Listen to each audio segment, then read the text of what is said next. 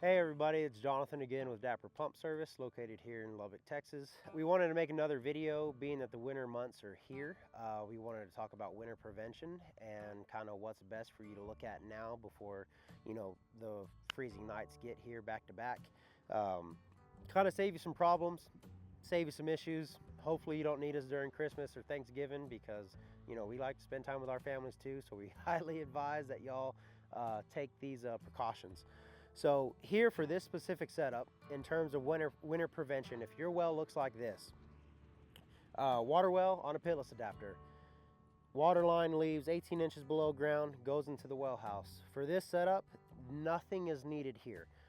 We see a lot of people wrap this, put buckets over it, put barrels over it. The wellhead is fine. The water leaves below the frost line. Don't worry about the wellhead. This is made now so that it's easily accessible for your local water well guy to get to service if need be. So inside of here, this is a variable frequency drive setup, and we're going to talk about some of the benefits that it brings for the winter prevention. Right. So right here in this specific setup, in this polar shed, normally we would advise fully wrapping your tank T, your PEX lines, PVC lines. The first place that this is going to freeze, whether it be a electronic pressure switch like the VFD has or normal pressure switch, this is where that would go if it were a traditional setup. It's going to be here. It's going to be this nipple that connects to the tank T. That always freezes first, it seems.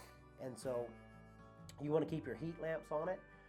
I can't tell you how many times we've gotten to homes and all I had to do was take a heat gun to a little 1/4 inch pressure switch nipple, and it was 7 degrees outside with wind chill, and it completely froze over. And once I thawed that little nipple, the customer had water, so then we directed them to put the heat lamp or space heater right in front of it. For this certain setup, we've not ran into where wrapping this is going to be necessary because we have that GFCI plug-in with the thermostat regulated plug for the space heater. But this will be the first place that it freezes. We see a lot of people wrap their pressure tanks. So a little bit of fact about a pressure tank. These don't hold, if this is a 20-gallon tank, this does not hold 20 gallons of water. This is the majority of a bladder. It's somewhere down to here or here, and it may hold 4 gallons of water. So you don't necessarily need to wrap your pressure tank. Our most common problems are going to be these smaller pipes that take less amount of time to freeze. So that is kind of where you want to focus your heat attention.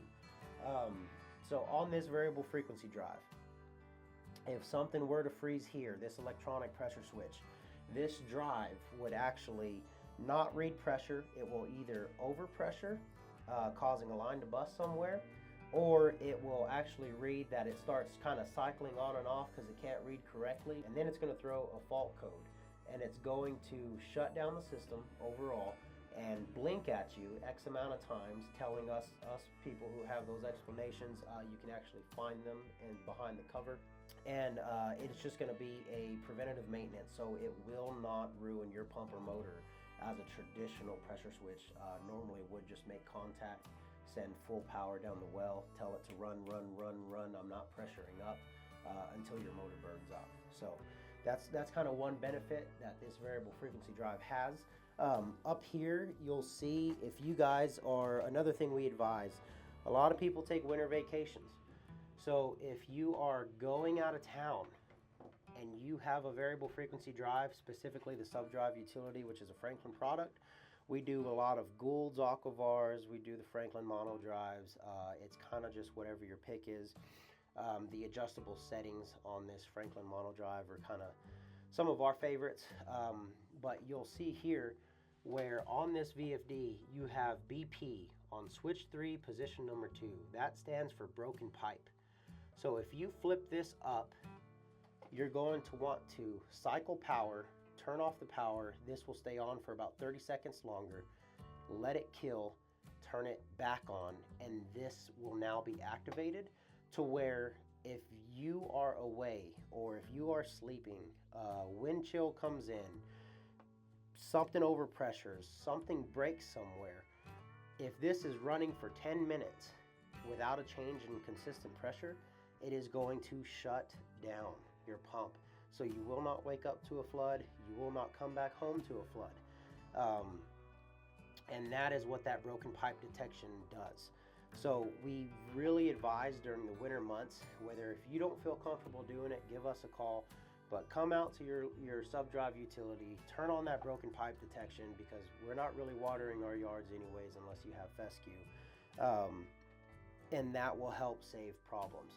But if you do not remember to turn that off come spring and you start irrigating, if it runs through your sprinkler system for more than 10 minutes, it is going to kill because it thinks that it has a broken pipe somewhere. So that is a good preventative maintenance. Those are the main things that you want to look out for during the winter months. And if you guys have any questions, we will get a video made for a normal pressure switch setup as well. So that way you guys kind of know what we would do in terms of maintenance. Because I promise you, our goal is not to be out there in the cold servicing your stuff. Although it brings business, it's not our most enjoyed business. We like new setups and just repairing things and helping people have the most efficient system and water that they should have. We're in 2025. There shouldn't be anything but constant pressure and well prevention tactics that keep this ease of mind and out of sight, out of mind. So outside of that, give us a call if you have any questions. We look forward to talking to y'all in the next video. Don't forget to comment, like, or subscribe. We're here for anything that y'all need. Thanks.